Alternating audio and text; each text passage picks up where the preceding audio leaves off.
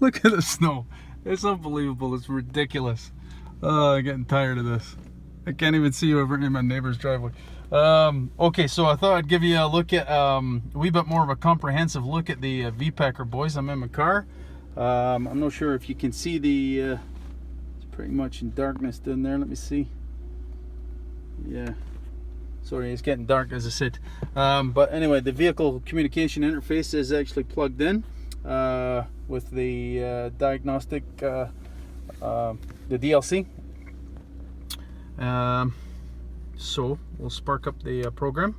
As I said, I've got this new little laptop now, so it's actually a wee bit more convenient. Okay, so to connect with the so you can see down there, boys, we're not connected on the Wi-Fi there, because this is the Wi-Fi version and not the Bluetooth version. So I just select the networks. Can you see there that that is actually the serial number of the vehicle communication interface module itself? So we can connect, and we should go from red to blue. And there, now now my laptop is actually singing from the same song page as the vehicle communication interface. That is to say that we now have a communication link actually established. So as you can see, there's a bunch of icons here, guys. Most of them are pretty much self-explanatory, but let's go into diagnostic services. Now, I've downloaded most of the stuff here, guys. You've heard me actually talking about this, I think, before. I'm really only interested in Asia, of course. Yeah, so here's all the modules. The ECM, of course, the transmission module, the ABS and ESP module, separate ESP listing, I'm not sure why, secondary restraint system, that would be the airbags, of course, boys. Suzuki doesn't use the term secondary restraint system, but it's listed as such. The air conditioning, that would be, as well as the climate control, of course, for the automatic, which this is. The body control module, the four-wheel drive module. But anyway, let's just start with the basics here. We can go to the ECM, and it tells me that the software is out of date or something. I've done this before. Sometimes it fails to connect. In fact, it almost always fails to connect on the first attempt. You have to do it twice. Then it tells you you need an update. Okay, so let's just go to the so what functions do we actually have? We have the read DTCs, clear DTCs, the data list, and miscellaneous tests. Well, you guys are pretty familiar with the read and clear DTC portion. I'm quite sure probably just about any cheap scan tool can actually accommodate you in that regard. Wee bit more advanced, I guess, is the data list. So there's what the data list actually looks like. Here's some PIDs that we can actually pull up. Pretty standard stuff, I think, right? And we can actually go through the page. There's facility here to print this stuff and, you know, snap a picture of it, of course, and save it, of course, guys. But pretty self-explanatory stuff, I think. Again, more parameters. I'm just going down the parameters here. So you have the option to you can select, I'll just go through and select a couple here. How about battery voltage, generator control duty, and field duty. Let's go field duty. And what would fuel pump be? Probably nothing more than off and on. But anyway, now if you click the advanced button, let's call it, and then you can see the parameters just come up in a numeric form, with the units obviously displayed to the left there. So that's a good thing the fuel pump is on. The vehicle is actually running. That's probably nothing more than the relay position, I would guess. I'm not sure about that, but I'm guessing. And you also have the option to, if you actually select the line, you can go to wave, which is apparently the Chinglish version of graph, shall we say. And you can see the it's actually graphing the two that I've selected there. If you don't select it, it remains in the numerical or alphanumerical form, and in this case, so if the fuel pump is just on, there is no digits to view. So that's pretty much self-explanatory. I think I've showed you guys that in the past. I don't want to dwell on it because I want to try and cover as much as I possibly can without dragging this out too long. So yeah, this is really good. And I should just say briefly, guys, if you buy this product, installing the software and installing all the additional software for the particular vehicle you're going to be using is fantastic. It's flawless. I'm an idiot when it comes to this stuff. Believe me, I'm all thumbs when it comes to all things software, and I didn't have any grief with it at all. I might have mentioned that in the past. It is really quite a good product in that regard. Although there is a few amateurish things that I did find. As I said, the wave there strikes me as a wee bit. That's not too professional, the terminology. And there's actually some spelling mistakes, believe it or not, which is bizarre, right? For a product that you would think that wouldn't pass scrutineers, but I guess it can. Yeah, so let me continue to go back here. Miscellaneous tests. Here's a few tests that you can actually go through. Fuel pump control, let's give that a shot. Set brake, stop engine. Ignition on.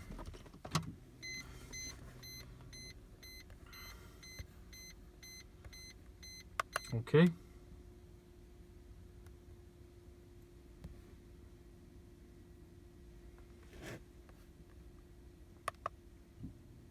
Yeah, that one actually works, boys. I can hear the fuel pump running. I don't know if you can. There's off.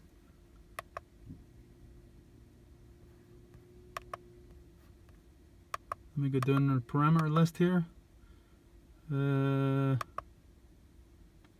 See if I can find it.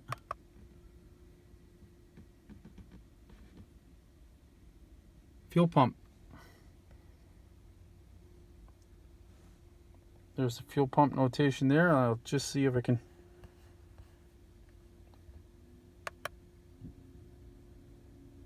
There's on. And there's off. Yeah, I don't know where that would be a function internal to the engine control module or just monitoring the fuel pump relay itself. The voltage on the fuel pump itself, I'm not sure. But yeah, that one's functional. Let me go back here, boys. Exit that test. Yeah, you can get into all the other modules here. Show you the ABS module. This is another country. It's 4-wheel drive. Here's a data list. So here's what's available for the parameters that are available on the ABS and ESP module. So I'll go back. I'm just trying to quickly go through the modules here, boys, so you can see what is available. Secondary restraint system. This is just gives you the ability. Doesn't appear to be any live data on this. Read DTCs, so there's no faults present in my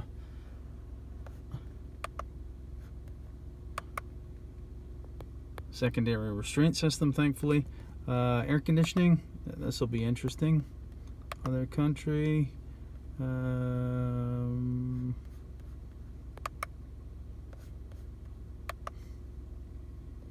list. Yeah, there's the data list. So you can see you can pull up a bunch of different parameters here. Just for a laugh, let's see the outside temperature, the coolant temperature, and the cabin temperature. It feels like it's about 10 degrees in here, maybe less. Again, cabin temperature 17.5. Yeah, I guess it could be about right. Feels a wee bit chilly. I'm not properly dressed for the weather here outside. Again, you can graph whatever ones you want here, boys. No much point in graphing the outside temperature. I don't think that'll change much.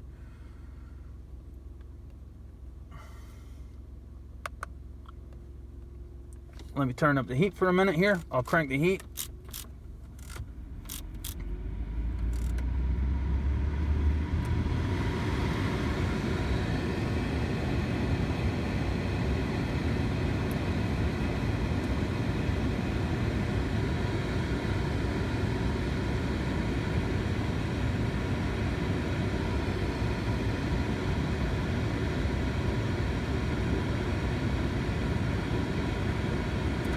So you can see the cabin temperature, of course, is climbing. I've asked for higher temperature. In fact, I've got it maxed out on high, and you can see the temperature is climbing up. So it does a very good. Let me turn that fan down to the lowest speed so you can actually hear me. So you can see it does a very good job of actually tracking what's going on there. So the body control module, I'll show you the details in that, and gives you an option for Japan, Canada, which makes me believe that the Canadian model must have something special about the body control module. I don't really know what it would be, but there is. Yeah, I'm not sure why that would be, boys, to be honest. But anyway, we'll select the Canadian module, the data list. So just a quick review of what's actually on the data list. Carrying down. So there's quite a number of items on there, boys, that you can see. Okay. Miscellaneous tests. Yeah, so here's some stuff here. I don't know how useful these tests are, boys, to be honest. You know, some of them seem a bit pointless to me. The dome light test I've kind of laughed at in the past. The alarm indicator.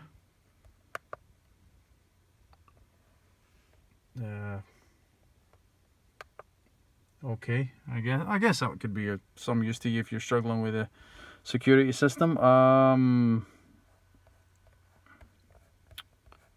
go back. Interior buzzer. Again, you know, is it that useful? I don't know. I can't really see that being that useful to you. Be easy enough to jump this kind of stuff, right? You know, but it does appear to work.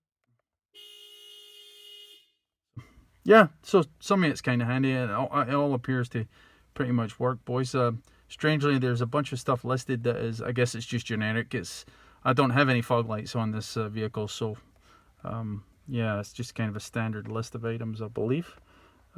Anyway, we'll carry on back. Oh, hang on a minute. There was actually the lock function. See, this is there is definitely some shortcomings, and you get what you pay for, boys, right? You know, the driver's side door lock, right? So you can hear them actually operating, right? However, you can't see it. It's too dark in here, boys, but all the locks are actually operating, not just the passenger door lock. And strangely, when you go to the lock, it actually unlocks. It's actually unlocked now, and then when you go to lock, unlock, it locks. So again, there is some things that smack of amateurism on this software. I mean, that would be easy enough to fix, and you know, there is facility. You can contact them, right? The little icon there. You can get in contact them, and if I was the diligent type, I suppose I could tell them, and they'd likely correct that in their next version, or at least you'd like to think so, right? Four-wheel drive module. This vehicle is equipped with ESP, the data list. So here's a bunch of stuff that you can actually check out, boys. Same thing, right? You select it and read the parameter in alphanumerically, or you can actually view it in a wave or graph format. They've got me actually saying that. So yeah. So there's quite a list of stuff there. It's pretty comprehensive, I guess. I'm hoping I don't need to dig too deep into the four-wheel drive module for obvious reasons. And yeah, so that completes the list. Engine control module, automatic. I don't think I went any automatic transmission, did I?